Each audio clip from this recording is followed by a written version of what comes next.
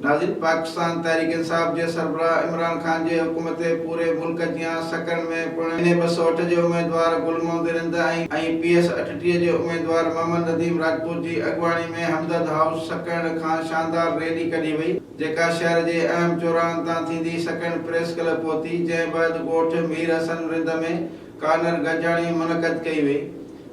जिते ॿिन्ही उम्मीदवारनि अलॻि अलॻि ख़िताब कंदे चयो त इमरान खान जी सिर्फ़ हिकु तकड़ी काल ते पूरे मुल्क में लखे माण्हुनि जो रड़नि ते निकिरी अचणु उन ॻाल्हि जो सबूत आहे त क़ौम इमरान खान सां गॾु आहे। हिननि चयो त ज़िले शहीद बेनज़ीराबाद में पीपल्स पार्टी पारां अफ़वाहूं पखिड़ी पियूं वञनि त NA 207 ऐं NA 208 जा उम्मीदवार हथु खणी विया आहिनि, पर असीं खेनि ॿुधाइणु चाहियूं था त आसिफ ज़रदारी हथु खणी सघे थो, बाक़ी PTI जा उम्मीदवार कंहिं बि सूरत में हथु न खणंदा। असांजो जीअण मरण मुल्क, क़ौम ऐं इमरान खान लाइ आहे। उन खां अॻु मुख़्तलिफ़ हंधनि ते पहुचण वक़्तु रैली मथां गुलनि जी वर्खा करे शानदार आजा कई वई।